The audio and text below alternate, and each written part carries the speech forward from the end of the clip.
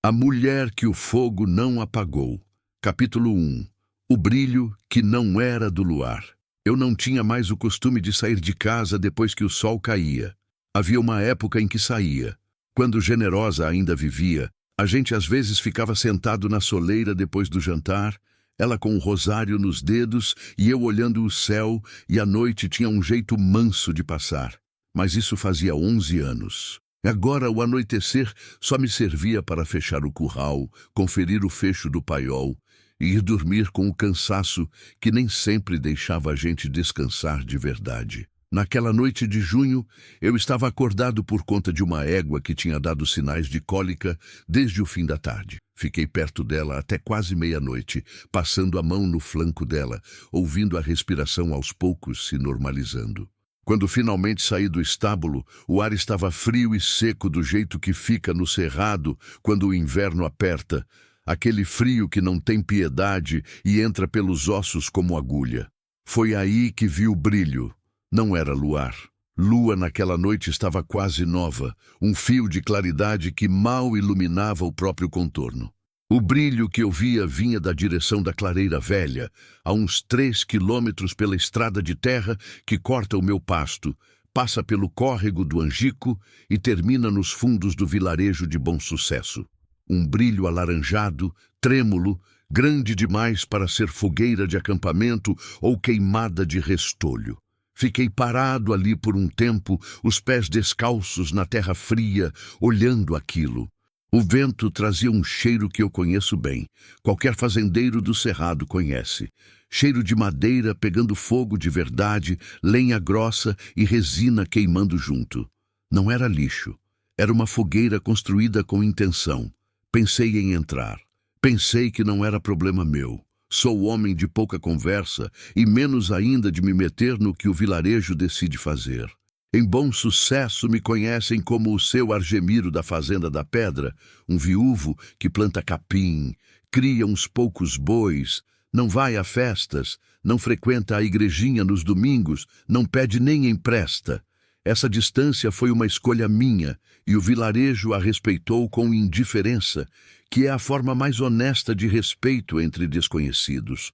Mas o brilho não diminuía, e junto com o brilho, no silêncio frio da madrugada do cerrado, chegavam sons, vozes, muitas vozes. Um burburinho que de vez em quando se transformava em grito, um grito coletivo, uníssono, do tipo que a gente só ouve quando tem multidão e a multidão está excitada com algo. Já ouvi aquilo antes. Ouvi na cidade anos atrás, quando um homem acusado de ter matado um menino quase foi linchado no meio da feira. Reconheci o som naquela noite como reconheço o trovão. Antes mesmo de ver a chuva, já sei o que vem. Entrei em casa, calei uma bota, a outra bota, peguei o casaco de couro que fica no prego perto da porta e saí. Não peguei nada mais. Não pensei bem no que estava fazendo, porque se tivesse pensado direito, provavelmente teria ficado. A estrada de terra estava dura pelo frio e pelos meses sem chuva. Fui a pé. O Tião, meu único cavalo ainda montável, estava no pasto dos fundos, e eu não tinha disposição nem tempo de arreá-lo. Caminhei pelos 3 quilômetros, com as mãos enfiadas nos bolsos do casaco, o vapor da minha respiração saindo na frente do rosto, os grilos do cerrado cantando indiferentes a tudo que os homens fazem. À medida que me aproximava da clareira, o brilho foi crescendo até virar uma parede de luz. A fogueira era enorme, não a fogueira ainda acesa, mas a estrutura montada para isso. Feixes de lenha empilhados em cruz, madeira seca escolhida, resinosa, do tipo que pega rápido e não apaga fácil. No centro havia um poste fincado na terra, e amarrada ao poste havia uma mulher. Parei no limite da mata, onde as árvores ainda me davam alguma sombra, e fiquei observando. Havia talvez 60, 70 pessoas. Para o tamanho de Bom Sucesso, isso era quase metade do vilarejo. Rostos que eu reconhecia, alguns deles, o Donizete, dono do armazém, um homem gordo que sempre me atendeu bem, a Dona Perpétua, rezadeira que mora perto da igrejinha, o Valdomiro, que planta feijão nas terras ao lado das minhas e às vezes a gente acena um para o outro na estrada. Pessoas normais, pessoas que eu via como parte de uma paisagem sem perigo. Mas naquela noite, os rostos deles eram outros, iluminados pelo brilho da fogueira que ainda não tinha sido acesa, com sombras dançando nas faces, pareciam tirados de uma gravura antiga, daquelas que mostram cenas que a humanidade prefere fingir que só aconteceram em outro tempo. Um homem que eu não conhecia estava discursando, voz grossa, postura de quem está acostumado a ser ouvido. Um padre ou um líder local, não dava para saber ao certo daquela distância. Ele levantava os braços às vezes, apontava para a mulher amarrada e a multidão respondia com um murmúrio de confirmação, aquele som de quem já decidiu e só quer que alguém dê a ordem. Olhei para a mulher. Ela estava de pé. Isso me impressionou. Estava amarrada pelo tronco e pelos pulsos, mas estava de pé e a postura dela não era de desespero. Cabeça erguida, ombros quadrados dentro do vestido simples que ela usava, cabelos escuros presos num trançado que o tempo e o vento já tinham desfeito pela metade. Ela não chorava, não gritava, não suplicava, não tentava se soltar. Ficava olhando para a multidão com uma expressão que eu demoraria muito tempo para entender direito. Não era desafio, não era resignação. Era algo no meio, como quem está sofrendo, mas recusou o direito de se dobrar. Então ela virou a cabeça e olhou na minha direção. Sei que não era possível me ver ali, na sombra da mata, com aquela multidão toda entre ela e a borda da clareira. Mas durante um segundo, pareceu que ela tinha me visto. Pareceu que os olhos dela pousaram exatamente onde eu estava. Vi o medo então. O medo verdadeiro, o que as pessoas escondem embaixo de qualquer outra coisa que consigam colocar no rosto. Vi, porque conheço esse medo. Já me olhei no reflexo d'água do tanque num dia que não queria viver mais, anos atrás, e reconheci no fundo daqueles olhos o mesmo fundo que eu tinha visto no meu próprio rosto. Eu tinha dois caminhos. Podia virar e voltar para casa. A égua estava bem, a noite estava fria, o café da manhã ainda estava longe o suficiente para eu dormir umas horas. O que aquele povo fazia ou deixava de fazer nunca foi problema meu. Em 48 anos de vida, aprendi que os problemas dos outros raramente cabem nas mãos de um homem só. E aprendi também que meter o nariz no que não é seu tem um preço que a gente costuma pagar com o próprio couro. Ou eu podia entrar naquela clareira. Fiquei parado mais um momento. O homem que discursava havia parado. Alguém na multidão acendeu uma tocha. A luz dela subiu no ar da madrugada como um sinal. Tirei as mãos do bolso do casaco e entrei na clareira. Capítulo 2. O que um homem vale. Senti os olhos antes de ouvir qualquer coisa. Quando entrei na clareira, a multidão foi percebendo minha presença aos poucos, como uma onda que começa na borda e vai chegando ao centro. Primeiro os que estavam mais perto da mata viraram o rosto. Depois os outros, num efeito que foi se espalhando até o homem da voz grossa, parar no meio da frase e me encarar com uma expressão que misturava surpresa e irritação. O silêncio que caiu foi do tipo pesado. Não o silêncio de quem respeita. O silêncio de quem quer entender o que está vendo antes de decidir o que fazer com aquilo. Eu continuei andando, passos lentos, do jeito que caminho quando atravesso o pasto no calor do meio-dia, sem pressa aparente, mesmo quando tem pressa de verdade. Aprendi isso com o tempo. Animal e homem leem a urgência no seu passo antes de ler qualquer coisa no seu rosto. Se você atravessa uma clareira aos tropeços, já chegou derrotado. O homem da voz grossa deu um passo na minha direção. Era mais velho do que eu imaginava de longe. Devia ter seus 60 anos, com uma barba branca curta e olhos claros, que o brilho da tocha tornava quase amarelos. Vestia uma camisa escura com botões, calça de tecido bom, cinto com fivela de metal. Não era daqui. Alguém de fora que o vilarejo tinha chamado ou recebido com autoridade suficiente para estar no centro daquela noite. Quem é o senhor? Ele disse. A voz era calma, pior do que se fosse agressiva. Argemiro, eu disse. Tenho a fazenda do outro lado do córrego do Angico. Ele olhou para mim, um segundo a mais do que precisava. E o que o senhor veio fazer aqui, Argemiro? Não respondi de imediato. Deixei o olho varrer a clareira, a fogueira montada, a lenha escolhida, as faces ao redor. Vi o Donizete do armazém desviar o olhar quando meu olho chegou nele. Vi a Dona Perpétua com o terço enrolado no punho, a cabeça baixa. Vi rostos que não reconhecia, gente de outras localidades talvez, atraída pelo boato, pelo tipo de espetáculo que as pessoas juram que reprovam, mas acorrem para ver. Então olhei para a mulher amarrada ao poste. De perto, ela era mais jovem do que eu tinha avaliado da borda da mata. 30 anos, talvez menos, pele morena escura, cabelos que deviam ser compridos, mas estavam tão embaraçados que era difícil dizer. Tinha um corte no supercílio esquerdo, seco, mas recente, e a manga do vestido rasgada no ombro. Não olhava para mim, olhava para um ponto à frente, para nada, com aquela postura que eu já tinha notado, aquela recusa silenciosa de desabar. Eu vim saber, disse para o homem da barba branca, o que essa mulher fez. Isso é assunto do vilarejo, disse ele. Eu sou vizinho do vilarejo, eu disse. 40 anos de vizinhança me dão direito de perguntar. Houve um murmúrio na multidão. Não dava para saber se era de concordância ou de impaciência. O homem da barba branca me estudou com aqueles olhos claros por um momento. Depois, com a naturalidade de quem está acostumado a ter audiência, virou o rosto para a multidão e começou a falar. Falou que a mulher se chamava Delmira, que havia chegado ao vilarejo havia pouco mais de 2 meses, vinda de algum lugar do norte que ninguém sabia precisar direito.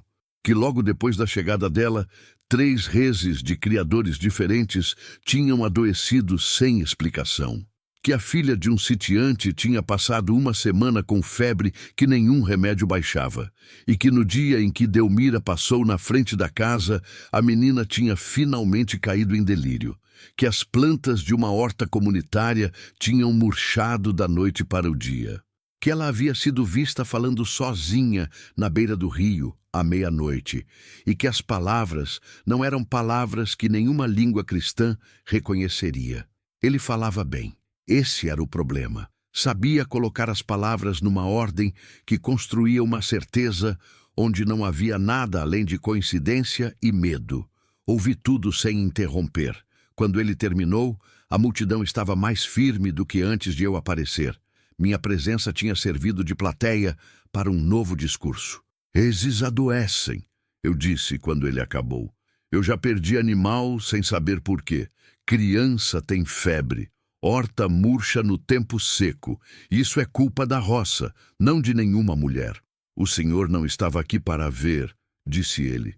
Ninguém viu ela fazer nada, eu disse. Viram coincidência e escolheram um nome para colocar a culpa. Conheço esse mecanismo. Já vi funcionar antes. O homem da barba branca sorriu. Foi um sorriso pequeno, quase imperceptível, do tipo que diz que ele já esperava algum tipo de objeção e tinha resposta preparada. O senhor é um homem justo, ele disse com um tom que transformava a palavra justo em algo próximo de ingênuo. Mas a justiça que o senhor conhece é a dos papéis e dos juízes, que ficam longe demais para entender o que acontece aqui. O povo deste vilarejo convive com isso todo dia. Eles têm o direito de se proteger. Houve um murmúrio de concordância na multidão, mais firme dessa vez. Olhei para os rostos ao redor. Vi medo genuíno em alguns deles. Não o medo encenado de quem quer espetáculo, mas o medo real de quem vive numa terra difícil, com colheita incerta e doença sempre próxima, e que precisa de uma explicação que caiba no tamanho da dor. Entendi aquele medo. Não concordava com o que ele produzia, mas entendi. Nenhum direito do povo inclui queimar uma pessoa viva, eu disse.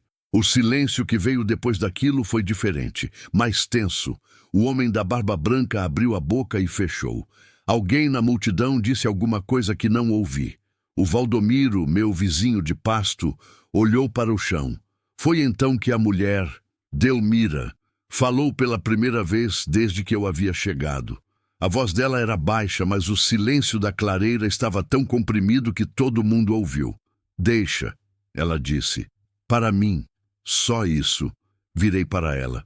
Ela havia me olhado finalmente, e os olhos dela eram escuros, muito escuros, com uma expressão que eu levaria tempo para decifrar. Não era gratidão, não ainda. Era algo mais perto de aviso. Como se ela estivesse me dizendo que eu não sabia no que estava me metendo e que sabia disso melhor do que eu. Não vou deixar, eu disse para ela.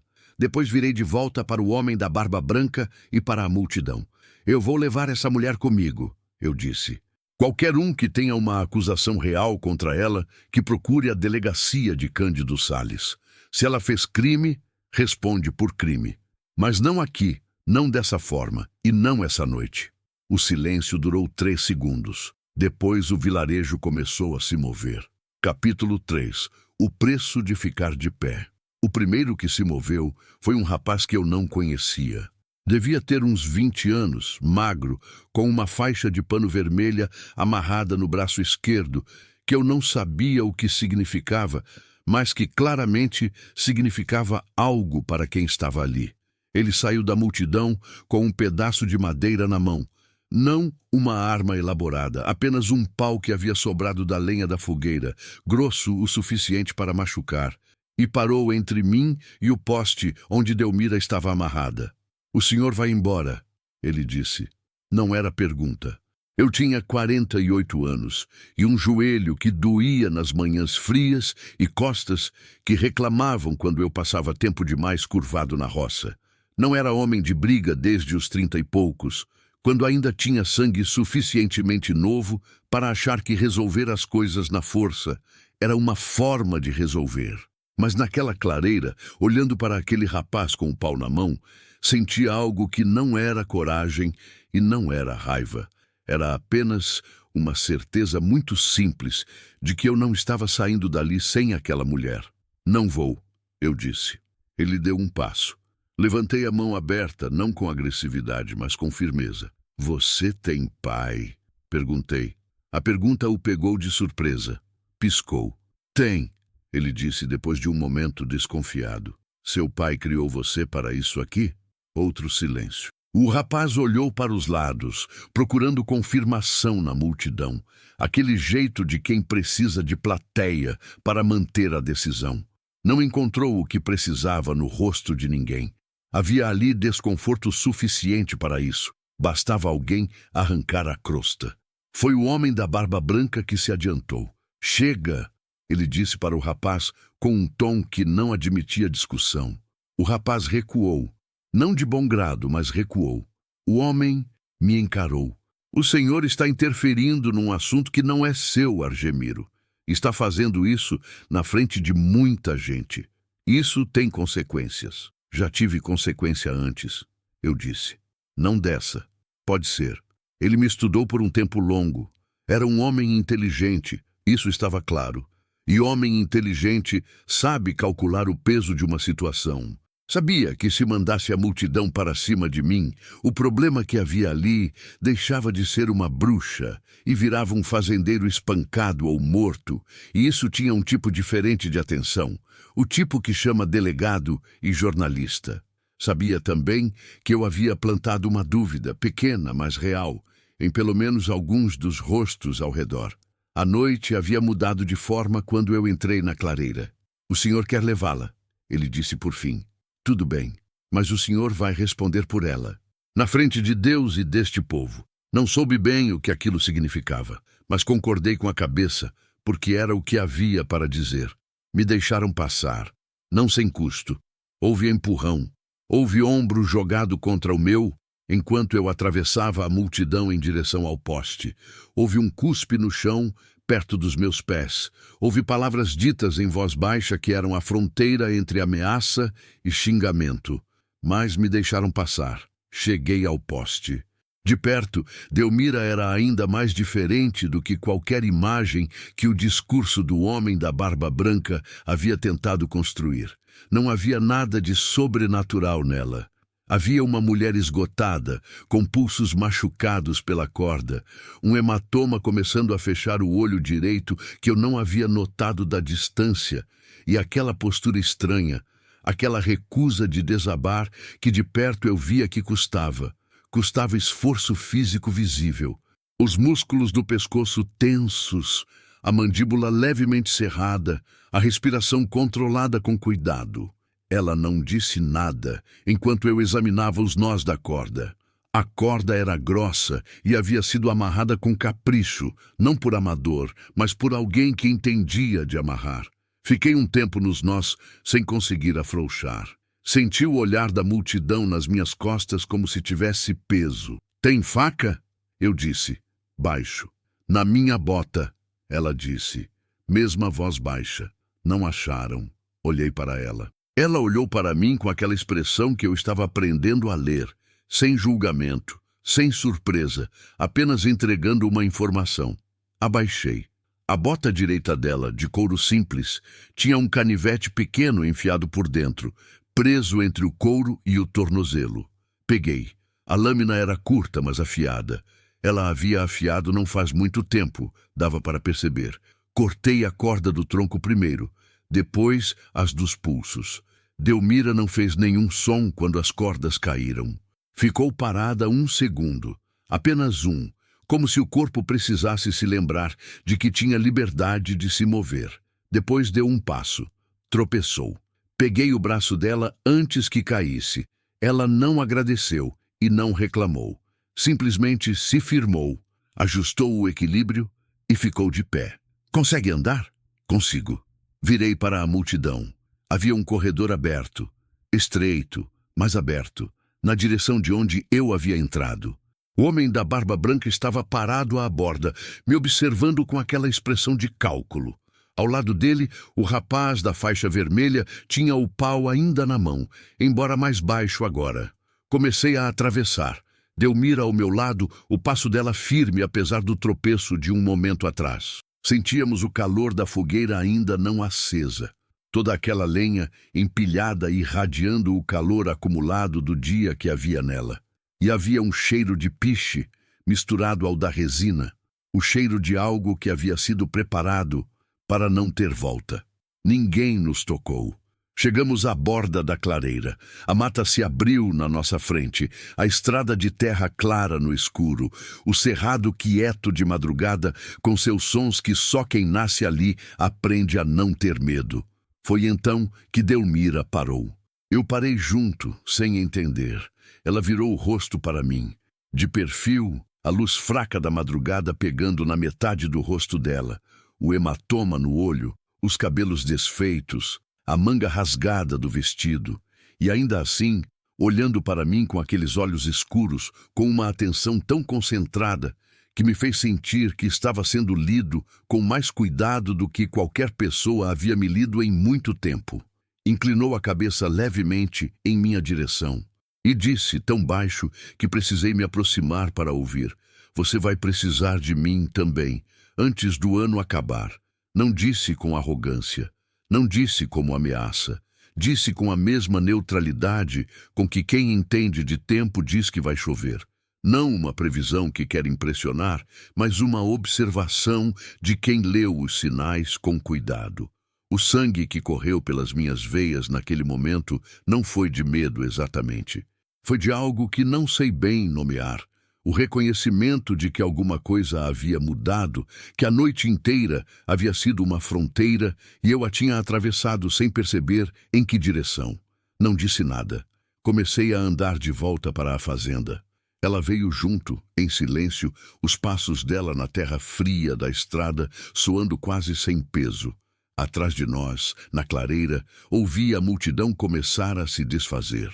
Vozes baixas, o arrastar de passos, o crepitar da lenha que seria recolhida ou deixada para apodrecer. Nunca fui voltar para saber. O homem da barba branca não gritou nenhum aviso, não mandou ninguém atrás. Mas enquanto andávamos pela estrada de terra em direção ao córrego do Angico, com o cerrado fechado dos dois lados e a madrugada pesando sobre nós, eu soube Da mesma forma que se sabe quando uma tempestade não passou, mas apenas se afastou por um momento, que aquela noite não havia terminado, havia só mudado de fase. Capítulo 4. O que a casa guarda. Chegamos à fazenda quando o céu ainda estava escuro, mas com aquela tonalidade de escuro que já não é noite de verdade, uma escuridão mais fina, quase azulada, que anuncia a aurora sem prometê-la ainda. Os grilos haviam diminuído, os pássaros ainda não haviam começado. Abri o portão de madeira do terreiro e deixei ela entrar primeiro. Delmira parou no meio do terreiro e olhou para a casa. Não disse nada. Apenas olhou, demorando o olhar em cada coisa, como quem está acostumado a ler lugares antes de entrar neles. A varanda coberta com a telha de barro gasto, os vasos de samambaias que Generosa havia plantado e que eu continuava regando sem saber bem porquê, a parede de adobe com uma rachadura antiga que o reboco nunca fechou direito, a janela com o trinco torto que eu havia prometido a mim mesmo consertar há mais de 3 anos. Pode entrar, eu disse. Ela entrou. A cozinha era o único cômodo com algum calor ainda, porque a brasa do fogão de lenha nunca apagava completamente. Acendi o lampião, pus água para esquentar, tirei do armário o pão de sal que havia sobrado do dia anterior e um pedaço de queijo meia cura envolto num pano. Coloquei na mesa sem cerimônia. Ela sentou na cadeira de sempre, na cadeira que havia sido de Generosa, mas eu não disse isso, e comeu com a compostura de quem está com fome, mas decidiu que não ia demonstrar o tamanho da fome. Fui buscar a caixa de primeiros socorros que guardo no quarto, uma lata de biscoito reciclada com esparadrapo, algodão, mercúrio cromo e uma tesoura. Voltei para a cozinha e coloquei na mesa. O olho precisa ser visto, eu disse. Ela tocou com a ponta dos dedos na região do hematoma com cuidado.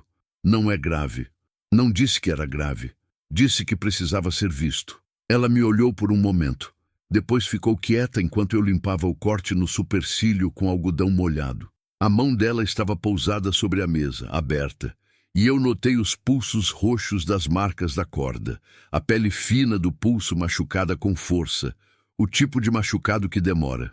Não perguntei nada enquanto trabalhava. Ela também não falou. Quando terminei, esquentei o café. Restinho que havia do dia anterior, forte como costuma ficar quando esquenta 2 vezes, e servi em 2 xícaras. Ela tomou sem reclamar do gosto. Eu também. Foi então que o silêncio ficou do tipo que pede alguma coisa. Você tem algum lugar para ir? Eu disse. Ela olhou para a xícara.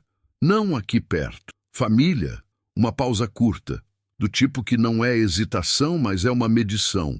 Até onde vale ir com aquela resposta? Tinha, ela disse. Não insisti. Conheço o peso daquela palavra no tempo passado. Já a usei muitas vezes sobre muitas pessoas. Tem um quarto nos fundos, eu disse. Pequeno, tem uma cama, um cobertor. Você fica até resolver o que fazer. Ela ergueu os olhos da xícara e me olhou com aquela atenção concentrada de novo, procurando alguma coisa no meu rosto. A condição escondida, o preço não dito, a intenção que as pessoas costumam guardar embaixo da generosidade. Não encontrou nada porque não havia nada para encontrar. Eu era apenas um homem cansado que havia feito uma coisa que precisava ser feita e agora queria dormir. Tudo bem, ela disse. Não dormi muito. Nunca durmo depois que o organismo passou por algum tipo de tensão. O corpo fica alerta ainda por horas, o coração em ritmo levemente acelerado, a mente girando em falso sobre os detalhes do que aconteceu como roda de carroça em chão sem tração. Fiquei deitado olhando o teto até que a luz começou a entrar pela fresta da janela. Então levantei, acendi o fogão, fiz beiju com a farinha de mandioca que estava no caco de barro, friei ovo com linguiça. O cheiro da comida deve ter chegado ao quarto dos fundos, porque quando eu estava terminando, ouvi o passo dela no corredor. Ela apareceu na porta da cozinha com o cabelo solto pela primeira vez. Comprido, de fato, chegava até o meio das costas, escuro e ligeiramente ondulado. Havia lavado o rosto, a sujeira e o sangue seco do corte tinham ido. Sem as sombras da madrugada, da fogueira e do medo imediato, Ela era diferente do que eu havia avaliado. Não mais jovem nem mais velha, apenas diferente. Com a luz da manhã entrando pela janela da cozinha, ela parecia simplesmente uma pessoa. Apenas isso. "Bom dia", eu disse. "Bom dia", ela respondeu. Serviu o próprio prato sem pedir licença, o que me pareceu um bom sinal. Pessoas que pedem licença para tudo numa casa alheia geralmente estão com medo de tomar espaço demais. E medo de tomar espaço é medo de ser mandado embora, e isso produz um tipo de tensão que não serve a ninguém. Ela se serviu, sentou, comeu. Natural, como se a cozinha fosse um lugar onde ela sabia estar. Fui verificar a égua enquanto ela comia. O animal estava bem, o flanco relaxado, a respiração normal, o olhar sem o peso que tinha na véspera. Dei milho, dei água. Fiquei um tempo em silêncio no estábulo com a mão na cernelha do animal. O estábulo tem esse efeito em mim desde sempre. O cheiro de palha seca e de animal quente, a penumbra que vem da madeira velha das paredes, aquele lugar me organiza o pensamento de um jeito que nenhum outro consegue. Pensei no que havia feito na noite anterior. Havia salvado uma mulher de ser queimada viva. Isso era um fato. O fato seguinte era que aquela mulher estava agora na minha cozinha comendo meu beiju e que o vilarejo de Bom Sucesso, de onde eu comprava minha farinha e meu querosene e meu sal, havia me visto tirar à força uma pessoa que eles haviam decidido eliminar. O homem da barba branca havia dito que eu responderia por ela. Não sabia o que aquilo significava concretamente, mas sabia que não era metáfora. A Fazenda da Pedra estava em nome meu há 22 anos, desde que meu pai morreu e deixou a terra dividida entre mim e meu irmão Elias, que ficou com a parte de cima e vendeu em menos de 2 anos para ir morar na cidade. A minha parte era pedregosa, difícil, com pasto que precisava ser aberto na força e solo que exigia paciência. Eu havia ficado porque não tinha para onde ir e porque, ao contrário do Elias, eu entendia alguma coisa sobre coisas que precisam de tempo. 22 anos depois, a fazenda produzia o suficiente para eu viver sem dever nada a ninguém, que era a única forma de riqueza que eu havia aprendido a valorizar. Tudo aquilo podia mudar se o vilarejo decidisse. Fiquei pensando nisso por um tempo. Depois parei de pensar, porque pensar demais em consequência costuma paralisar. E paralisia nunca plantou nada. Voltei para a casa. Ela estava na varanda quando retornei. Tinha levado para fora a xícara do café e estava sentada no banco de madeira onde eu costumo me sentar nas noites em que não consigo dormir. Olhava para o pasto, para a paisagem aberta do cerrado, o capim seco do inverno, as árvores de galhos tortos que resistem a tudo, o horizonte largo e baixo que é a assinatura daquela terra. Sentei no batente, não no banco. O banco era dela por enquanto. "Como você chegou em Bom Sucesso?" perguntei. Ela demorou 1 segundo. Não da forma de quem mente, da forma de quem escolhe por onde entrar numa história longa. "Vim do Pará", ela disse. "A pé e de carona, na maior parte. Estava procurando uma cunhada que tinha se mudado para esse lado do Maranhão. Cheguei em Bom Sucesso porque o caminhoneiro que me deu a última carona parou ali para abastecer. E a cunhada? Nunca encontrei. E aí ficou em Bom Sucesso. Fiquei porque fiquei sem dinheiro e sem força. Comecei a fazer uns bicos, lavar roupa, cuidar de criança. Ficou assim por umas semanas, até que o animal do Geraldo adoeceu." "Geraldo quem?" "O vaqueiro do sitiante grande. O Geraldo disse que me viu passando perto do curral no dia anterior. Acho que foi a primeira pedra. As outras vieram em seguida, como sempre vem." Disse a última frase com uma tranquilidade que me pareceu conquistada. Não nascida, conquistada. O tipo de tranquilidade que a gente desenvolve depois de ter passado pela versão sem ela. "Isso já aconteceu antes?" eu disse. Ela olhou para o pasto. Uma garça branca estava pousada longe, quase no limite da vista. "Não exatamente assim", ela disse, "mas parecido. Minha mãe era parteira e conhecia ervas. Na região onde a gente morava, Quando alguém adoecia e os remédios não resolviam, chamavam ela. Mas quando alguém morria e ela não conseguia salvar, a culpa era dela também. Fui crescendo vendo isso. Achei que seria diferente comigo porque eu não faço nada do que ela fazia. E é diferente? Ela virou o rosto para mim. O hematoma no olho havia escurecido com a manhã, um roxo fundo que se espalhava até a maçã do rosto. Não, ela disse. Não é diferente. Não importa o que você faça ou deixe de fazer. Importa o que as pessoas precisam acreditar. Fiquei em silêncio com aquilo por um momento. Era uma verdade simples e pesada, do tipo que não tem conserto. O que você disse para mim? Eu falei depois de um tempo, lá na clareira, quando saímos, que eu ia precisar de você. Ela não desviou o olhar. Disse, o que quis dizer com isso? Ela olhou para as próprias mãos, os pulsos marcados pela corda, os dedos longos descansando sobre os joelhos. Tem uma coisa vindo na direção da sua fazenda, ela disse. Não sei o nome ainda, mas sinto desde a noite passada, desde antes de você aparecer na clareira. Que tipo de coisa? Ela levantou os olhos para mim. O tipo que um homem sozinho não consegue enfrentar. O vento passou pelo pasto naquele momento, um vento frio de manhã de inverno, dobrando o capim numa onda lenta, e carreguei aquelas palavras junto com o cheiro de terra seca e de cerrado sem chuva por um bom tempo depois que ela entrou de volta para a casa, e eu fiquei sozinho no batente, o tipo que um homem sozinho não consegue enfrentar. Naquela tarde, quando fui ao curral conferir o gado, descobri o primeiro sinal do que ela estava falando. E entendi que a noite anterior havia sido apenas o começo. Capítulo 5. O sinal no curral. Eram 3 bois. Dos 11 que eu tinha no pasto de baixo, 3 estavam caídos no canto do curral perto do bebedouro, deitados de lado com a respiração pesada e os olhos revirados para cima, mostrando o branco. Não era cólica. Conheço cólica, já vi demais. Não era timpanismo. Era alguma coisa que eu não sabia nomear, um estado de prostração que não combinava com nenhum sinal que eu havia aprendido a ler em 40 anos de lida com gado. Fiquei parado na beira do curral por um momento, com a mão no mourão. O quarto boi, um garrote novo que eu havia comprado na feira de Imperatriz há menos de 3 meses, estava em pé, mas com a cabeça baixa e o passo bamboleando quando se movia, como quem tenta andar numa superfície que está cedendo.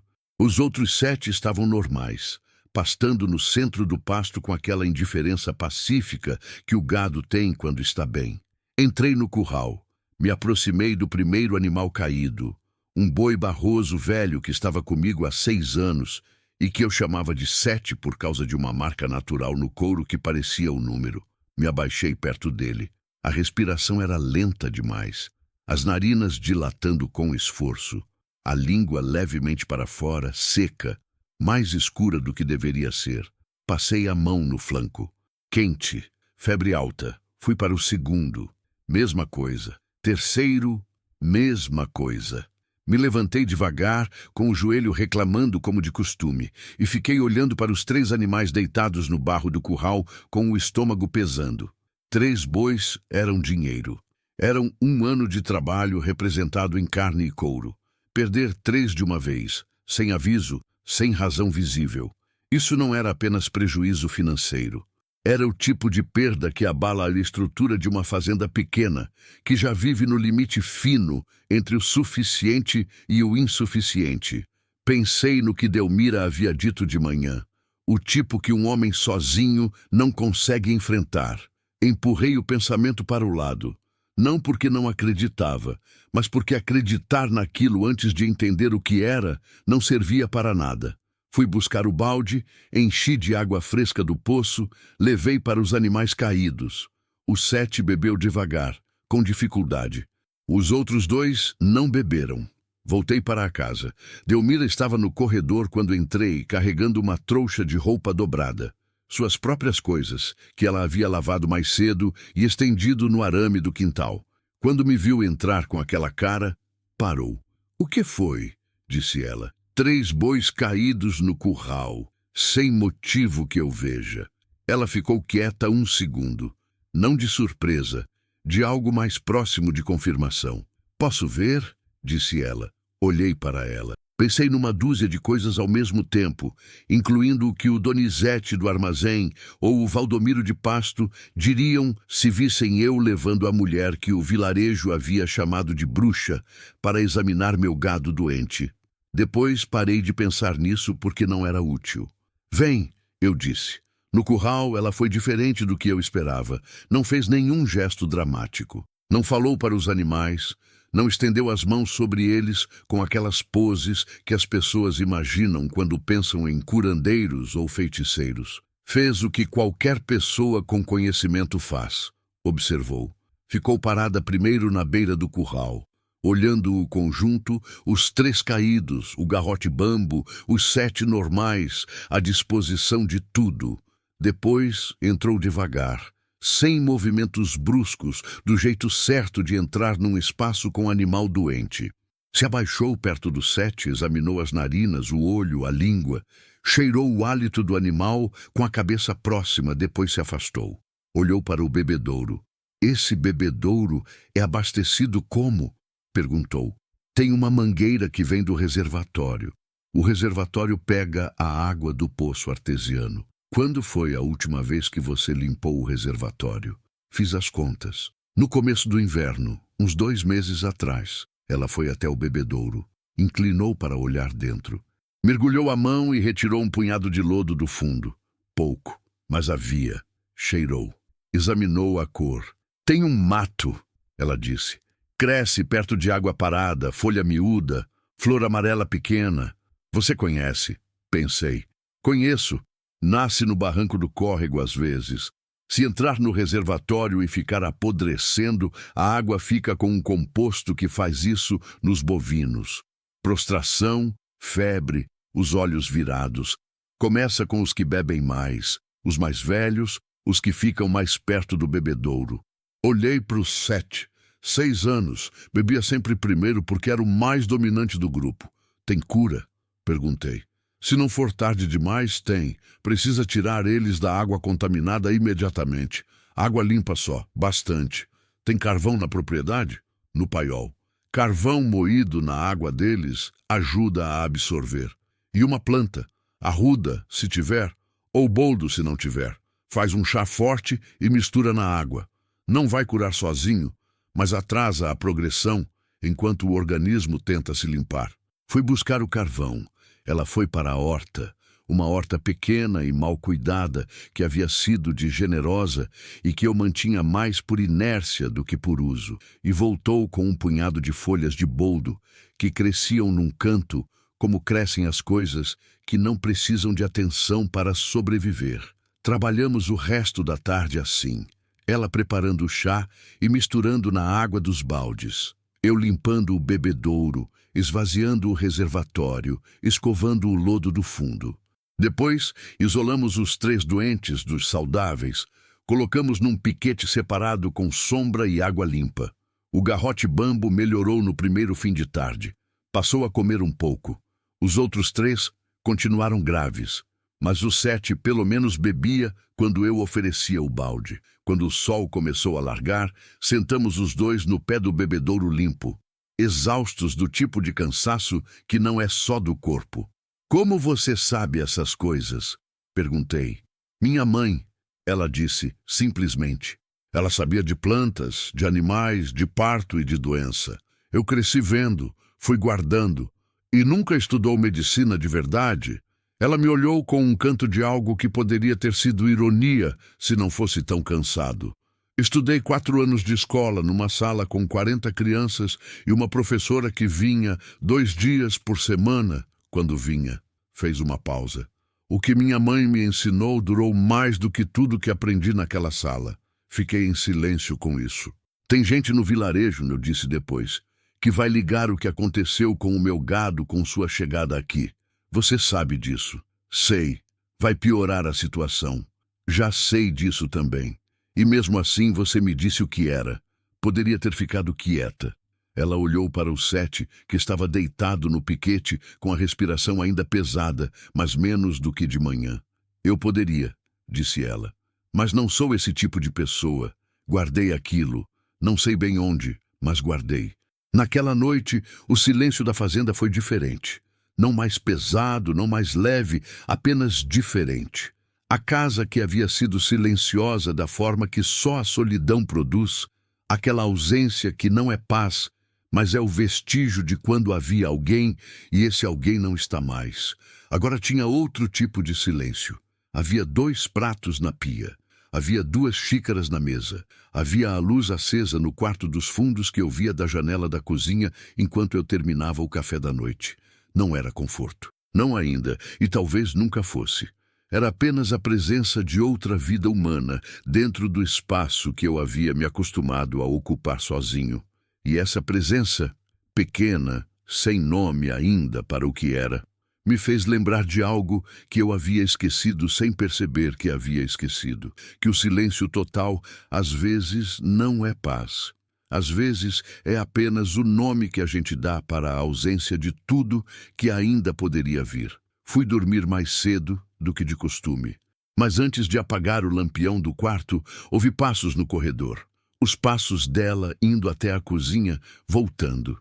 Depois, silêncio.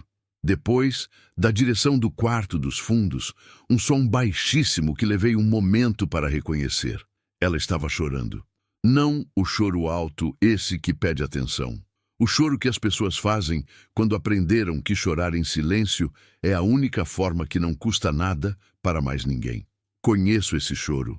Já fui ele por anos. Não fui bater na porta. Mas também não apaguei o lampião logo. Deixei a luz acesa mais um tempo, saindo pela fresta da porta do meu quarto em direção ao corredor, como se a luz pudesse fazer alguma coisa que as palavras não conseguem. Às vezes, é o suficiente saber que não está completamente escuro. Quando finalmente dormi, sonhei com Generosa pela primeira vez em anos. Não com a morte dela, com ela viva, sentada na soleira, o rosário nos dedos, dizendo alguma coisa que o sonho não me deixou ouvir. Acordei antes do sol, fui ao curral. O Sete estava de pé, ainda fraco, ainda com o passo inseguro, mas de pé, comendo um pouco. Quando me aproximei, ele bufou. Aquele bufido curto que o animal dá quando reconhece quem cuida dele. Fiquei parado na beira do curral com aquilo por um tempo. Depois fui fazer o café. Capítulo 6. O que Bom Sucesso mandou. O Valdomiro apareceu na porteira no 3º dia. Eu estava no pasto de cima, consertando um arame que havia arrebentado quando vi a silhueta dele na estrada. Chapéu de palha, a mula castanha que ele usa para fazer visita, o passo lento de quem não tem certeza se a visita é bem-vinda. Conheço o Valdomiro há 18 anos. É um homem que não mente, mas que às vezes fica em silêncio no lugar da verdade, que é uma forma diferente de mentir que ele ainda não reconheceu em si mesmo. Deixei o arame e fui ao encontro dele. Ele desceu da mula sem ser convidado, amarrou no mourão da porteira e ficou do meu lado sem entrar na fazenda. Isso já me disse alguma coisa. Seu Argemiro, ele disse. Valdomiro, eu disse. Ele tirou o chapéu. Passou a mão no cabelo grisalho, devagar, com aquele gesto de quem está organizando as palavras antes de soltar. O senhor sabe que eu não vim aqui por conta própria, disse ele. Imagino. O Clóvis mandou recado. Clóvis era o nome do homem da barba branca. Eu havia descoberto isso no dia seguinte, à noite da clareira, quando o Donizete do armazém, ao me vender o sal e o querosene da semana com uma frieza que não era normal nele, deixou escapar o nome durante uma frase curta e tensa. Clóvis Mourão. Vinha de Açailândia. Tinha negócios de gado e de terra, e havia chegado a Bom Sucesso uns 2 meses atrás, coincidindo quase exatamente com a chegada de Delmira, embora eu ainda não soubesse o que fazer com essa coincidência. Que recado? Eu disse. Valdomiro olhou para o chão, para os próprios pés. Depois olhou para mim com aquela expressão de quem sabe que está sendo usado de correio para uma coisa que preferia não carregar. O Clóvis diz que a mulher tem 3 dias para sumir do município e que se o senhor continuar abrigando ela, vai ter problema com a documentação da fazenda. Fiquei olhando para ele por um momento. Documentação, eu disse. É o que ele disse. Minha fazenda está documentada e registrada há 22 anos, Valdomiro. O que tem de problema com documentação? O vizinho colocou o chapéu de volta. Devagar. Eu não sei, seu Argemiro. Só sei o que ele mandou dizer. Fez uma pausa. E que a oferta de compra da fazenda continua de pé. Aquilo me parou. Oferta de compra. Ele fez oferta para mim também faz uns 40 dias. Eu recusei. Ele não gostou, mas não insistiu. O Valdomiro me olhou. Com o senhor tá sendo diferente. Porque eu tirei a mulher da fogueira dele. Pode ser. Ele coçou o queixo. Ou pode ser que sempre foi diferente, e a noite da clareira foi só o empurrão que ele precisava para mostrar a cara. Fiquei com aquilo. Olhei para além da porteira, para o pasto, para o cerrado aberto que se estendia até onde a vista alcançava. Aquela terra pedregosa e difícil que havia me custado 22 anos de suor e que era a única coisa no mundo que era completamente minha. Valdomiro, eu disse, você veio aqui porque o Clóvis mandou ou porque achou que eu precisava saber? Ele ficou em silêncio um tempo. As duas coisas, disse ele, com uma honestidade que custou algum esforço. Então agradeço a segunda parte. Ele acenou com a cabeça. Desatou a mula, montou e saiu pela estrada sem mais palavras. Na metade do caminho virou o rosto uma vez, não para me olhar, apenas para olhar para o lado, para o cerrado, e continuou. Contei para Delmira na hora do almoço. Ela ouvia com as mãos sobre a mesa, a xícara de água na frente, sem interromper. Quando terminei, ficou em silêncio por um momento que foi mais longo do que eu esperava. Foi por causa da fazenda desde o começo, ela disse. O que você sabe sobre ele? Ela levantou os olhos. Ouvi coisas em bom sucesso antes de tudo acontecer. O Clóvis tem interesse em terra nessa faixa do cerrado por causa de uma estrada nova que vai ser aberta. Comprou 5 propriedades nos últimos meses. As que ele não conseguiu comprar, ele encontrou outro jeito de resolver. Que jeito? 2 sitiantes foram embora depois de ameaça. Um terceiro teve um incêndio no palheiro que nunca foi explicado. Fiquei olhando para ela. E você? Eu disse. O que você tem a ver com isso? Nada, diretamente. Ela passou o dedo na borda da xícara. Mas eu vi coisas que não devia ter visto. Quando ainda estava fazendo bico no vilarejo, lavando roupa para uma família perto do armazém. Vi o Clóvis e o Donizete conversando num canto de madrugada com um papel que pareceu documento de terra. Vi o nome de uma fazenda que eu sabia que o dono não havia vendido. Você disse isso para alguém? Disse para a mulher cuja roupa eu lavava. No dia seguinte, o animal do Geraldo adoeceu e eu já era a bruxa. O silêncio na cozinha depois daquilo foi do tipo que não precisa de comentário. Juntei as peças devagar, com o cuidado de quem sabe que peça montada errada produz entendimento errado. Clóvis havia chegado, havia começado a comprar terra, havia encontrado numa mulher forasteira, sem raiz e sem proteção, o bode expiatório perfeito para qualquer problema que precisasse de explicação. O medo que o vilarejo já tinha, de doença, de colheita ruim, de tudo que o cerrado seco e o inverno longo produzem, havia sido direcionado, com habilidade, com paciência de quem já fez isso antes. E eu havia entrado no meio daquilo sem saber. Os 3 bois, eu disse. O reservatório com o mato apodrecido. Ela me olhou. Pode ter sido natural, ela disse. Aquele mato cresce perto d'água mesmo. Pode ter entrado sozinho. Pode, eu disse, mas também pode não ter. Ela não disse nada. Não confirmou, nem negou. Mas havia algo no silêncio dela que não era dúvida. Naquela tarde, fui ao paiol buscar as ferramentas para consertar o resto do arame do pasto e encontrei a corrente do portão do paiol cortada. Não arrebentada, cortada com ferramenta, uma das argolas partida com precisão que não tem nada de acidente. Dentro do paiol, a farinha de mandioca, que estava no saco de 50 quilos, havia sido misturada com terra. O milho do coxo estava úmido, com cheiro de querosene fraco misturado, não o suficiente para matar um animal grande de uma vez, mas o suficiente para adoecê-lo se comesse por dias. Os sacos estavam fechados, aparentemente intactos. Quem havia feito aquilo sabia que eu poderia não perceber imediatamente. Fiquei parado no meio do paiol por um tempo. Não senti raiva naquele momento. Senti algo que a raiva geralmente precede, mas que às vezes vem sozinho. Uma clareza fria, como a clareza que vem quando a febre baixa e você vê o quarto com olhos limpos pela primeira vez depois de dias. Via o tamanho do que estava enfrentando. Via que não era um vilarejo com medo de bruxaria. Era um homem com dinheiro e método que havia usado o medo do vilarejo como ferramenta e que agora usava minha fazenda como exemplo. Joguei fora o milho, joguei fora a farinha. Eram perdas que doíam, mas não era possível arriscar o gado.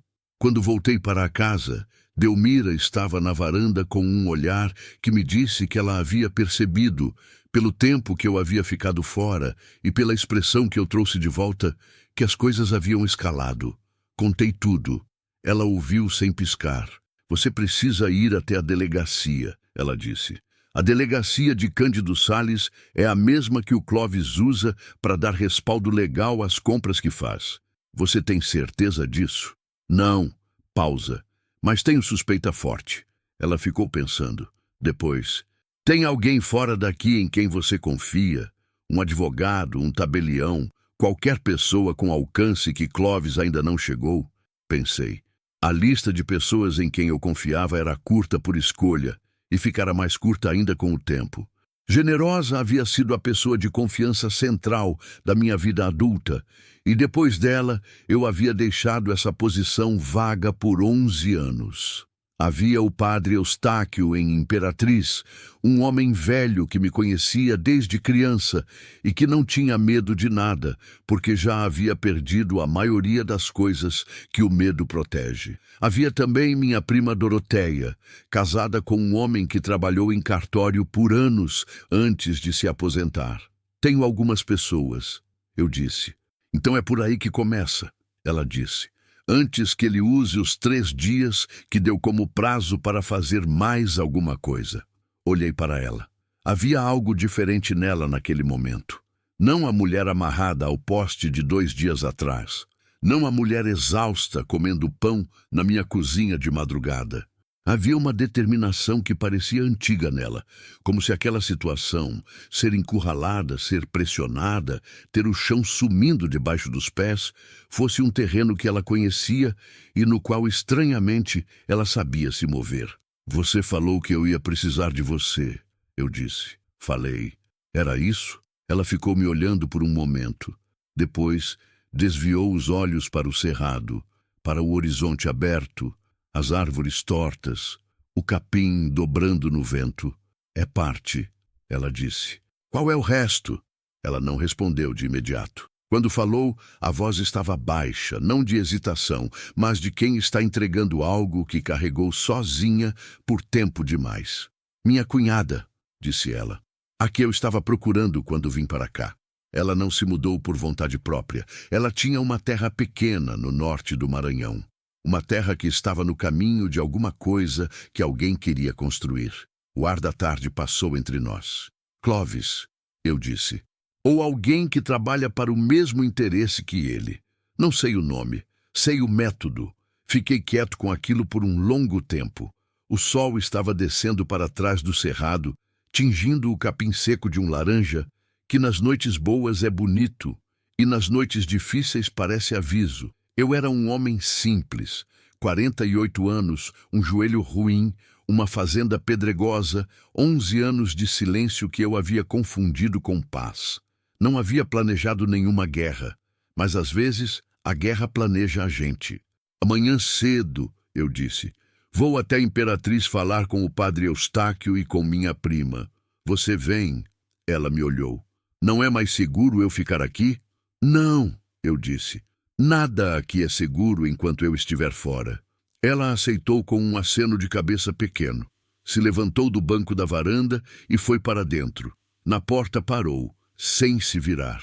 Argemiro, ela disse. O quê? Obrigada. Uma pausa. Não pela clareira, por acreditar. Não soube o que responder. Então não respondi nada, que às vezes é a resposta mais honesta. Ela entrou. Eu fiquei na varanda até o sol acabar de descer, com o cerrado escurecendo à minha frente e a sensação estranha, não ruim, apenas estranha, de que aquela fazenda, que havia sido silenciosa por 11 anos, havia começado a respirar de novo. Não sabia ainda se isso era bom ou perigoso. Provavelmente eram as duas coisas ao mesmo tempo. Capítulo 7. A estrada para a Imperatriz. Saímos antes do sol. Eu havia passado boa parte da noite acordado, não de ansiedade, de planejamento. Existe uma diferença. Ansiedade gira em falso, repisa o mesmo terreno sem sair do lugar. Planejamento tem direção, mesmo que incerta. Fiquei deitado no escuro pensando no padre Eustáquio, no que eu diria para ele, no que ele poderia ou não poderia fazer. Pensando na prima Doroteia e no marido dela, o seu Raimundo, que havia passado 20 anos em cartório e conhecia a linguagem dos documentos e dos registros melhor do que eu conheço a linguagem do pasto. Levantei às 4h30, fiz café. Coloquei no cantil de alumínio junto com 2 pedaços de pão de sal embrulhados num pano. Verifiquei os bois doentes no piquete. Os 3 haviam bebido durante a noite. Os baldes estavam vazios. E o 7 ficou de pé quando me aproximei, o que era sinal suficiente para eu continuar respirando normalmente. Delmira apareceu na cozinha antes de eu chamar, já pronta. O mesmo vestido do dia da clareira, lavado e remendado, o cabelo preso numa trança baixa que ela mesma havia feito. Trazia consigo um embrulho pequeno de pano que eu não perguntei o que era. Cada pessoa tem o direito de guardar o que guarda. Saímos a pé até a estrada principal, onde eu havia combinado por bilhete, deixado no armazém de um conhecido a 12 quilômetros, que o caminhoneiro Benedito me desse carona até Imperatriz. O Benedito fazia aquela rota toda semana e era homem que não perguntava o que não precisava saber, qualidade rara e valiosa. A estrada de terra estava fria e dura sob os pés. Andamos em silêncio os primeiros 2 quilômetros, com o cerrado ainda escuro dos 2 lados e o céu começando a clarear em linha fina no leste. Aquela linha cor de brasa apagada que precede a aurora com uma timidez que o sol logo desfaz. "Você conhece o padre Eustáquio?" perguntou ela, quebrando o silêncio sem quebrar o ritmo do passo. "Desde criança", eu disse. "Batizou 3 dos meus irmãos. Celebrou o casamento meu e da Generosa. E o enterro dela também." Ela ficou quieta um momento. Generosa era sua esposa. Não foi pergunta. Ela havia visto alguma coisa na casa que me entregou. O rosário pendurado no prego da sala, talvez. Ou os 2 copos de louça diferente na prateleira. Ou simplesmente a forma como uma casa guarda a forma de quem já viveu nela. "Era", eu disse. "Há quanto tempo?" 11 anos em agosto. Silêncio. O capim seco à beira da estrada sussurrava com o vento da madrugada. "Você mora sozinho desde então?" ela perguntou. "Sim." "Por escolha?" Pensei na pergunta com mais cuidado do que ela provavelmente esperava. "No começo não foi escolha", eu disse. "Depois virou hábito. Depois o hábito ficou parecido com escolha e eu parei de examinar a diferença." Ela não disse nada. Mas o silêncio dela teve uma qualidade diferente. O silêncio de quem reconhece alguma coisa no que acabou de ouvir porque já viveu versão parecida. Não perguntei qual versão. O tempo traria ou não traria. E as 2 possibilidades me pareciam igualmente respeitáveis. O Benedito chegou pontual, como sempre. Um homem pequeno e seco, de bigode grisalho e boné surrado, que dirigia o caminhão de carga com a tranquilidade de quem já passou por tudo que uma estrada pode oferecer e decidiu que nada mais o surpreendia.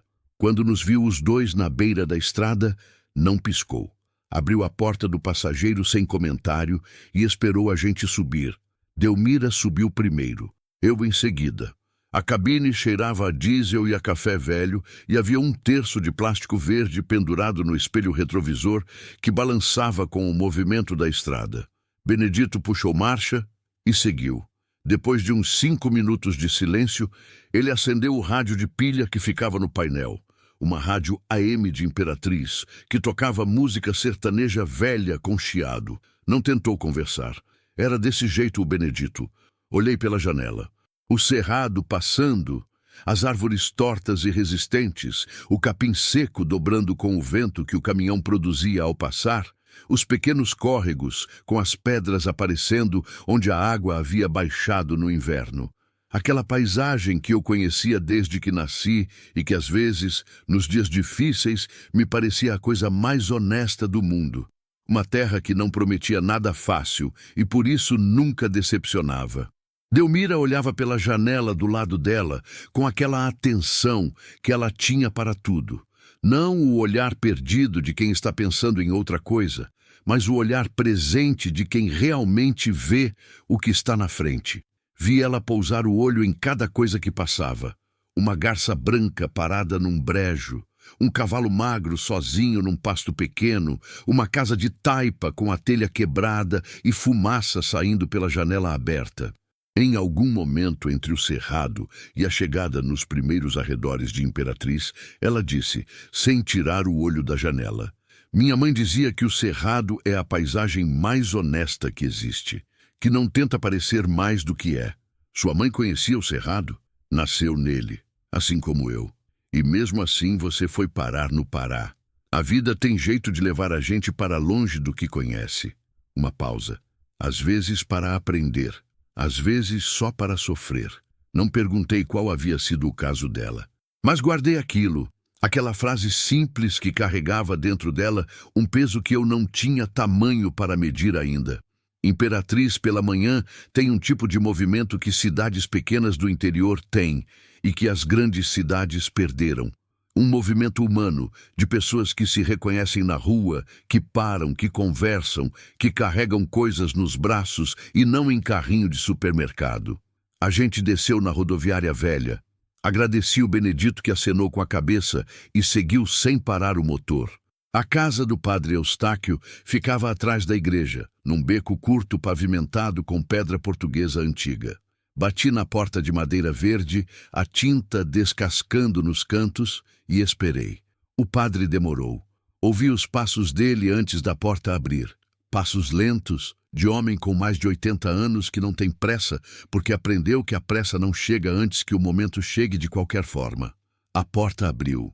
Padre Eustáquio era um homem que o tempo havia encolhido. Já havia sido mais alto. Eu sabia disso da memória de criança. E agora chegava no meu ombro. Cabelo completamente branco, olhos castanhos com aquela lucidez de quem não perdeu nada do que importa, apesar de tudo que passou. Usava a batina mesmo em casa, surrada nos punhos, mas limpa. Me olhou, olhou para Delmira, voltou para mim. "Argemiro", disse ele. A voz ainda era firme. "Entre", não perguntou quem era ela. Nos levou para a sala, trouxe água, sentou na cadeira de couro que ficava na cabeceira da mesa de madeira escura e ficou nos olhando com aquela paciência de quem ouviu tanta confissão que nada mais o apressava. Contei tudo, desde a noite da clareira até o paiol envenenado, o recado do Valdomiro, o nome de Clóvis Mourão, a história da cunhada de Delmira.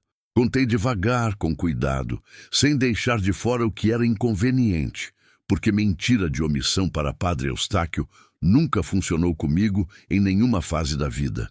Ele ouviu tudo sem interromper. Quando acabei, ficou em silêncio por um tempo que eu já conhecia, o silêncio de quem está pesando o que ouviu com a seriedade que merece. Então, virou os olhos para Delmira. "E você, filha?", disse ele. O que você quer?" A pergunta a pegou de uma forma que me surpreendeu. Vi algo se mover no rosto dela, uma fissura pequena naquela compostura que ela mantinha com tanto esforço, como se ninguém houvesse perguntado aquilo em muito tempo. O que ela queria? Não o que ela havia feito, não o que ela era, não o que o medo dos outros projetava nela. O que ela queria. "Quero encontrar minha cunhada", ela disse depois de um momento. A voz estava firme, mas havia alguma coisa diferente nela. "E quero que o que aconteceu com ela não aconteça com mais ninguém", O padre ficou olhando para ela por um tempo com aqueles olhos castanhos e lúcidos. Justo, disse ele simplesmente. Depois se levantou com o esforço de quem leva o corpo como bagagem pesada e foi até a escrivaninha no canto da sala. Abriu uma gaveta, tirou um caderno preto pequeno, folheou com os polegares até encontrar o que procurava. Tem um advogado em Imperatriz, disse ele, sem tirar o olho do caderno. Jovem, mas bom. Trabalha com direito agrário há uns 5 anos e não tem medo de processo complicado. Mais importante, não tem nenhuma ligação com quem vocês precisam enfrentar. Arrancou uma folha do caderno, escreveu o nome e o endereço. Passou para mim. Fale que é indicação minha, peguei o papel. E para a questão da cunhada, eu disse. O padre fechou o caderno, me olhou. Para isso você vai precisar da Doroteia, disse ele. Mas você já sabe disso. A prima Doroteia morava num sobrado de 3 janelas na rua principal, com um jardim na frente, que ela cuidava com uma dedicação que sempre me pareceu religiosa. Quando abriu a porta e me viu, abriu os braços antes de dizer qualquer coisa. Doroteia era assim, sempre foi. O abraço vinha antes da pergunta. Depois, ela viu Delmira. Não houve susto. Doroteia tinha 60 anos e havia visto muita coisa na vida para que o inesperado ainda tivesse o poder de paralisar. Olhou para Delmira com aquela avaliação rápida e precisa que as mulheres que criaram filhos têm. Um olhar que em segundos lê o cansaço, o histórico, a necessidade. Entra, menina, disse ela para Delmira. E aquelas 2 palavras simples, ditas com uma naturalidade que não exigia explicação prévia, fizeram Delmira fechar os olhos por um segundo. Apenas um segundo. Depois entrou. Dentro de casa, com café na mesa e o seu Raimundo chamado da varanda, onde estava lendo o jornal, contei a história de novo. O Raimundo ouviu com a postura de cartorário, ereto, os óculos de leitura na ponta do nariz, mesmo sem nada para ler, os dedos entrelaçados sobre a mesa. Quando mencionei o nome de Clóvis Mourão, o Raimundo desenlazou os dedos. Conheço esse nome, disse ele. Todos nós o olhamos. Não pessoalmente, ele disse. Mas um documento passou pelo cartório de Cândido Salles há uns 3 meses, antes de eu me aposentar. Eu ainda cobria uns plantões. Era uma escritura de compra e venda de terra com irregularidade na assinatura do vendedor. Levantei a questão e o tabelião titular arquivou sem comentário. Fez uma pausa. O comprador era uma empresa, não um nome de pessoa, mas quem assinou pela empresa era um tal de Mourão. O silêncio na sala do Raimundo e da Doroteia foi o tipo que acontece quando as peças de um quebra-cabeça que estava espalhado começam a mostrar que tem encaixe. Você guardou o número da escritura? Eu disse. Ele me olhou por cima dos óculos. Sou cartorário, disse ele. Guardo tudo. Saímos da casa da Doroteia no fim da tarde com 3 coisas que não tínhamos de manhã. O nome do advogado do padre Eustáquio, marcado para nos atender no dia seguinte. O número da escritura irregular, que o Raimundo havia copiado no caderno pessoal, que mantinha por hábito profissional. E uma informação que Doroteia havia dado quase de passagem, enquanto nós levantávamos da mesa, que havia uma mulher internada no Hospital Municipal de Imperatriz, havia 2 meses, dada como entrada sem identificação, que correspondia à descrição da cunhada de Delmira. Quando Doroteia disse aquilo, Delmira ficou absolutamente imóvel. Depois perguntou com uma voz tão controlada que o esforço por trás dela era físico de ver. Como você sabe disso? Trabalho voluntário no hospital toda quinta, disse Doroteia simplesmente. Ela chegou machucada, sem documento, sem falar. Ficou assim por semanas. Agora fala um pouco, mas não deu nome ainda. Delmira fechou os olhos. Os abriu. Posso ir vê-la? Amanhã cedo, disse Doroteia. Eu te levo. Naquele momento, pela primeira vez desde a noite da clareira, vi Delmira perder por um instante aquela postura de quem resiste sem dobrar. Não foi muito, apenas um afrouxamento pequeno nos ombros, uma respiração que saiu diferente das outras. Mas eu vi, e percebi que aquilo era o mais perto de alívio que uma pessoa que aprendeu a não contar com alívio consegue demonstrar. Doroteia nos ofereceu o quarto de hóspedes para os dois. Eu recusei o quarto, disse que ficava no sofá da sala. Delmira não protestou. Aceitou o quarto com uma gratidão silenciosa que estava mais nos olhos do que em qualquer palavra. Tarde da noite, quando a casa estava quieta, fiquei sentado no sofá da sala com o papel do padre Eustáquio na mão, o nome e o endereço do advogado, e olhei para o teto por um tempo. Pensei na fazenda vazia naquela noite, no sete, no piquete de isolamento, no paiol com o milho jogado fora, no Clóvis Mourão, que havia mandado recado por vizinho e que não havia terminado o que começou. Pensei em Generosa, que havia morrido 11 anos atrás e que eu havia enterrado junto com a ideia de que a vida podia ainda surpreender. Depois, pensei em Delmira dizendo, na beira da clareira, que eu ia precisar dela antes do ano acabar. Naquele momento eu havia interpretado aquilo como aviso de algum perigo sobrenatural, algo que ela pressentiu, algo que vinha de fora. Mas agora, deitado no sofá da prima Doroteia com o papel do padre Eustáquio na mão, comecei a entender que talvez não fosse isso. Talvez o que ela havia pressentido não fosse o perigo. Talvez fosse que eu estava prestes a precisar lembrar que um homem sozinho não é um homem completo. Que o silêncio que eu havia confundido com força era às vezes apenas o nome que eu havia dado para a ausência de tudo que ainda tinha coragem de querer. Fechei os olhos. Pela segunda noite seguida, dormi. Capítulo 8. O que fica? O Hospital Municipal de Imperatriz tinha um cheiro de desinfetante e de comida requentada que eu conheço de quando Generosa passou as últimas 3 semanas da vida num quarto igual àqueles.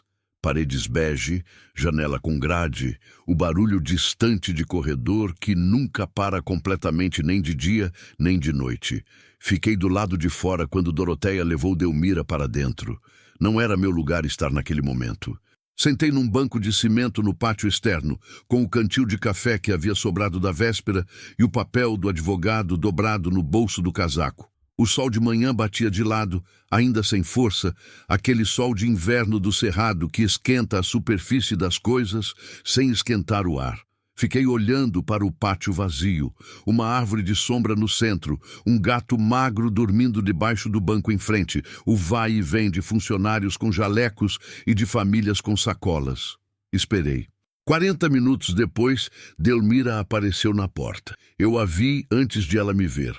Ficou parada na soleira por um momento, olhando para o pátio com uma expressão que eu nunca havia visto nela.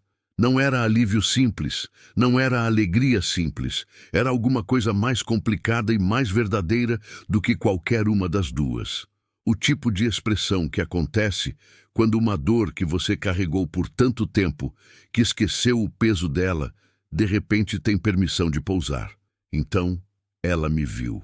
Atravessou o pátio e sentou no banco ao meu lado. Ficamos em silêncio por um tempo. O gato debaixo do banco em frente abriu um olho, nos avaliou com indiferença, fechou de volta. Era ela, disse Delmira. Como está? Com medo ainda, confusa, mas reconheceu minha voz antes de me ver. Eu ainda estava na porta do quarto quando ela disse meu nome. Fez uma pausa. Disseram que ela foi encontrada na beira de uma estrada vicinal, de madrugada, sem documento, com hematoma na cabeça e hipotermia. Ninguém foi procurar por ela. Agora alguém foi. Ela me olhou. Depois olhou para as próprias mãos, que estavam abertas sobre os joelhos. O nome dela é Conceição, disse ela. Tem 32 anos. Tem uma filha de 7 que ficou com a mãe do marido quando Conceição sumiu. A voz não tremeu, mas o esforço de mantê-la assim era visível. Ela viu o que aconteceu com a terra dela. Tentou falar. E aí alguém tratou de garantir que ela não falasse mais. Não disse nada. Não havia nada que dissesse o suficiente. O advogado. Eu disse depois de um tempo. Temos hora marcada para as 10. Ela assentiu. Levantou do banco, ajeitou a trança baixa, endireitou os ombros com aquele gesto que eu havia aprendido a reconhecer. Não arrogância, não postura ensaiada, apenas a recusa de uma mulher que decidiu em algum momento da vida que não ia se dobrar mais do que o necessário. Vamos, disse ela. O advogado se chamava Túlio Brandão e tinha uns 35 anos, óculos finos, camisa de algodão passada com cuidado, uma mesa coberta de papéis organizados numa desordem que claramente tinha sistema próprio. Quando disse o nome do padre Eustáquio, ele fechou o celular que estava na mão e deu atenção total. O tipo de atenção que certas indicações ainda produzem em pessoas que não esqueceram o que devem a quem as formou. Contei tudo de novo. Dessa vez com o Raimundo junto, que havia insistido em vir com a pasta onde guardava as cópias do caderno de cartório. Delmira ficou quieta na maior parte, mas quando Túlio fez perguntas diretas a ela, respondeu com uma precisão de datas e nomes e detalhes que me surpreendeu.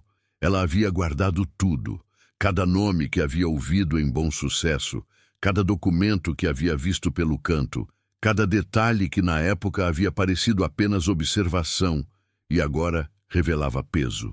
Túlio ouvia e anotava. De vez em quando parava, relendo o que havia escrito, franzindo levemente a testa. No final ficou em silêncio por um tempo, com a caneta parada sobre o papel. Isso é suficiente para abrir processo, disse ele. Não é garantia de resultado rápido. Processo de irregularidade fundiária no interior do Maranhão pode levar anos. Olhou para mim. Mas existe um caminho mais imediato para proteger sua propriedade. Posso entrar com medida cautelar ainda essa semana, pedindo suspensão de qualquer transação envolvendo a fazenda enquanto a investigação corre. O nome de Mourão num documento irregular é munição suficiente para um juiz assinar isso. E a fazenda da cunhada dela, eu disse. Túlio olhou para Delmira. Se ela assinar procuração me autorizando a agir em nome dela, e se Conceição confirmar por escrito o que aconteceu, temos caso. Mas difícil, porque a terra já deve ter passado por mais de um registro desde então. Mas não impossível. Delmira ficou quieta por um momento. Depois disse, Conceição vai assinar. Uma pausa. Eu garanto. Ficamos em Imperatriz mais 2 dias. No primeiro, Túlio entrou com a cautelar. No segundo, Conceição, ainda no leito do hospital, com a cabeça enfaixada e os olhos com aquele brilho apagado de quem passou por coisa que não se narra de uma vez, assinou a procuração com a mão trêmula, mas com uma firmeza de intenção que o tremor não escondia. Delmira ficou ao lado dela durante todo o tempo. Eu fiquei do lado de fora de novo, não por desconforto. Por respeito àquele espaço entre as duas, aquele espaço de irmãs que se reencontram depois de um tempo que não deveria ter acontecido e que não precisa de testemunha para ser real. Na manhã do 3º dia, peguei carona de volta com o Benedito que fazia o retorno. Delmira ficou em Imperatriz mais um dia. Doroteia havia insistido. E pela primeira vez eu vi Delmira aceitar cuidado sem negociar, sem construir distância, apenas aceitar.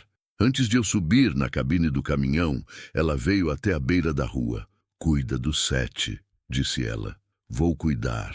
Ela ficou me olhando por um momento com aquela expressão que eu ainda estava aprendendo. Aquela mistura de atenção e de alguma coisa que ficava por baixo, mais quieta, que eu não tinha nome ainda. Argemiro, ela disse. O quê? Você é um homem bom. Fez uma pausa pequena. É raro. Não soube o que fazer com aquilo. Então não fiz nada. Apenas acenei com a cabeça e subi na cabine. O Benedito puxou marcha. Eu olhei pelo espelho retrovisor até Delmira sumir na curva da rua. A fazenda estava em pé quando cheguei. Havia um receio no fundo do estômago durante a viagem toda. O receio de encontrar portão arrombado, curral vazio, algum novo sinal de que Clóvis havia agido durante minha ausência. Mas estava tudo no lugar. O portão fechado, os bois no pasto, o silêncio do cerrado intacto sobre tudo. Entrei, abri o paiol. O cheiro de querosene havia sumido. O ar tinha o cheiro normal de madeira seca e terra. Fui ao piquete de isolamento. O 7 estava de pé. Não só de pé. Estava no canto do piquete comendo capim com aquela concentração silenciosa e total que o boi tem quando está bem. Quando me aproximei, levantou a cabeça, me olhou com aquele olhar que o bovino tem e que as pessoas que nunca conviveram com gado não sabem ler, mas que eu conheço. Um olhar sem urgência, sem medo, apenas reconhecimento. Passei a mão na cernelha dele. Escapou, eu disse para ele. Ele continuou comendo. Delmira voltou 4 dias depois, de ônibus até o entroncamento, e o resto a pé, do jeito que as pessoas daquele cerrado aprenderam a cobrir distância quando necessário. Eu estava consertando a cerca do pasto de baixo quando a vi aparecer na estrada, com a trouxa no ombro e o passo firme da ida. Fiquei com o arame na mão por um momento antes de retomar o trabalho. Ela entrou no terreiro, deixou a trouxa na varanda, foi até o estábulo sem entrar na casa primeiro. Fui perceber depois que ela havia ido ver os animais, verificar os bois doentes, confirmar com os próprios olhos o que eu havia contado por bilhete deixado com o Benedito. Só depois entrou na cozinha. Quando eu cheguei do pasto na hora do almoço, havia comida no fogo. Não pedi, não esperava, mas havia. Sentamos e comemos, e o silêncio era do tipo que não pesa. O tipo que existe entre pessoas que já passaram por coisa suficiente juntas para não precisar preencher todo o espaço com palavra. Como está a Conceição? Eu disse. Melhorando. Doroteia está cuidando dela até ter alta. Uma pausa. A filha vem de ônibus na semana que vem. Disse isso olhando para o prato, e havia naquela frase uma contenção que eu reconheci. A contenção de quem tem mais sentimento do que sabe mostrar de uma vez. Fico feliz, eu disse. Ela levantou os olhos. Eu também, disse ela, simplesmente. A cautelar do Túlio foi assinada pelo juiz de Cândido Sales na semana seguinte. Soube disso por bilhete que o próprio Túlio mandou via motoboy, numa folha de papel timbrado dobrada em 3, com 2 linhas dizendo que a medida havia sido concedida e que qualquer tentativa de transação sobre a propriedade estava suspensa enquanto o processo corresse.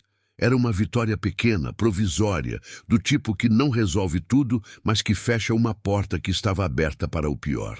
Guardei o papel na gaveta onde guardo os documentos da fazenda, junto com a escritura, o registro de INCRA, o comprovante de quitação do ITR dos últimos 10 anos. Fechei a gaveta. Clóvis Mourão não mandou mais recado pelo Valdomiro. Não sei se foi o processo, se foi o nome do padre Eustáquio circulando, se foi a combinação de coisas que fica maior do que qualquer parte separada. Sei que os dias seguintes foram quietos. Não a quietude de antes, não aquela quietude vazia que eu havia habitado por 11 anos, mas uma quietude diferente, mais habitada.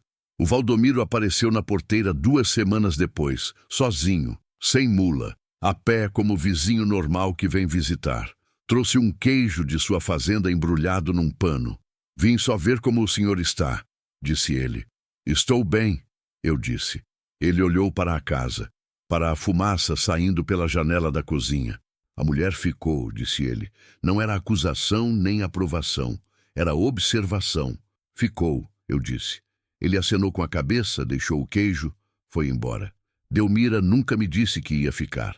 Não houve conversa sobre isso, não houve acordo, não houve momento de decisão demarcado. O que houve foi o tempo passando, os dias se organizando ao redor de um ritmo que foi surgindo por conta própria, sem planejamento. Ela foi incorporando as tarefas da fazenda com a naturalidade de quem sempre soube trabalhar com a terra. Plantou uma horta nova nos canteiros que Generosa havia deixado e que eu havia mantido sem usar. Plantou com uma competência silenciosa que eu observei sem comentar e que em poucas semanas produziu couve, machixe, quiabo. Começou a usar as plantas medicinais com o gado, não com superstição, com conhecimento. Os 3 bois do piquete de isolamento saíram completamente recuperados no prazo de 3 semanas. O que o veterinário de Cândido Sales, que eu chamei por precaução, confirmou sem explicação melhor do que a que Delmira já havia dado. Passamos as tardes na varanda às vezes. Ela com algum trabalho de mão, remendo, trança. Eu com o café ou simplesmente com o silêncio. Falávamos de coisas pequenas e às vezes de coisas grandes, sem regra definida para quando uma virava a outra. Numa dessas tardes, no final de julho, com o sol descendo atrás do cerrado e o capim seco tomando aquela cor de ouro que o inverno produz nas horas certas, ela disse: "Você nunca me perguntou se é verdade." Olhei para ela. "O quê? O que diziam de mim? Se eu falo com espíritos, se faço os animais adoecerem, se as colheitas morrem quando eu passo." Fiquei em silêncio por um momento. "Não," eu disse. "Por quê?" Pensei na resposta com honestidade. "Porque eu vi seus olhos no poste naquela noite," eu disse. "E vi o que vi." Fiz uma pausa. "E porque nos dias que se seguiram eu vi como você trabalha, como você pensa, como você trata o que está doente." Olhei para o cerrado. O que as pessoas chamam de bruxaria, às vezes é só conhecimento que elas não entendem e que por isso temem. Ela ficou quieta por um tempo. "Minha mãe dizia a mesma coisa," disse ela. "Que o medo nasce onde o entendimento falta." Sua mãe era sábia. Era. Uma pausa curta.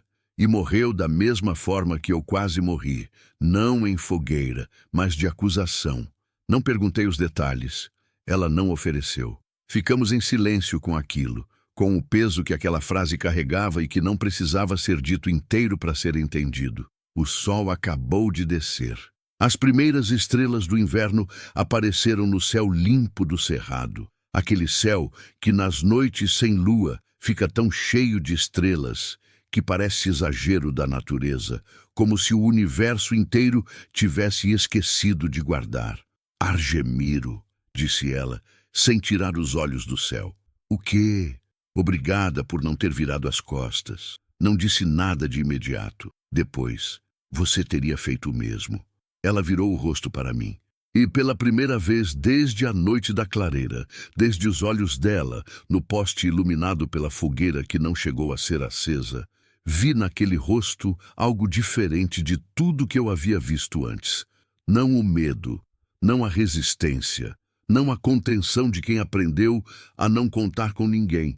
Algo mais simples, mais difícil de conquistar do que qualquer outra coisa. Confiança. "Talvez," disse ela. "Não sei o que somos um para o outro. Não tenho nome para isso e não tenho pressa de encontrar. Sei que a fazenda que ficou 11 anos em silêncio não está mais em silêncio. Sei que o quarto dos fundos tem uma pessoa dentro que dorme ali por escolha e não por falta de outro lugar. Sei que quando acordo de madrugada com o barulho do vento no paiol e fico deitado no escuro, não sinto mais aquele peso específico. Aquele peso que não é tristeza simples, é o peso de saber que se você não acordar, ninguém vai perceber antes do gado começar a berrar de fome. O processo do Túlio segue. Vai ser longo. Clóvis Mourão não desaparece de um papel de advogado. Homens daquele tipo têm raízes fundas e recursos que a lei legítima demora a alcançar. Mas a cautelar está de pé, a escritura irregular está documentada, e Conceição, que recebeu alta e foi para a casa da Doroteia com a filha, está conversando com o Túlio 2 vezes por semana. O 7 voltou ao pasto grande com os outros. Na primeira tarde de volta, ele foi direto para o bebedouro limpo e bebeu por um tempo longo, com aquela seriedade que o animal tem quando faz algo por necessidade real e não por hábito. Depois levantou a cabeça, bufou e foi pastando para o centro do pasto sem olhar para trás. Fiquei observando da cerca e pensei que havia algo naquilo, naquele animal que havia estado deitado à beira da morte e que agora pastava no sol da tarde sem drama, com aquela dignidade simples de quem voltou e não viu razão para fazer cerimônia de ter voltado. Fui fazer o café. Naquela noite de junho, eu era um homem que havia aprendido a confundir solidão com estabilidade. Achava que a vida que eu tinha, estreita, sem surpresa, organizada ao redor de perdas que eu havia cimentado no lugar dos sonhos, era a única vida que me restava. Não era felicidade, era a ausência de expectativa que eu havia aprendido a chamar de paz, porque paz tinha nome mais digno. Então vi um brilho que não era luar, e entrei numa clareira que não era minha. e cortei uma corda que não tinha sido feita para ser cortada. Não sei se fiz a coisa certa pela razão certa. Não sei se fui corajoso ou apenas incapaz de virar as costas para o que vi. Não sei se o que está se construindo nessa fazenda pedregosa do Cerrado vai ter nome um dia ou vai continuar sendo aquela coisa sem nome que existe entre duas pessoas que passaram por fogo juntas e saíram do outro lado ainda de pé.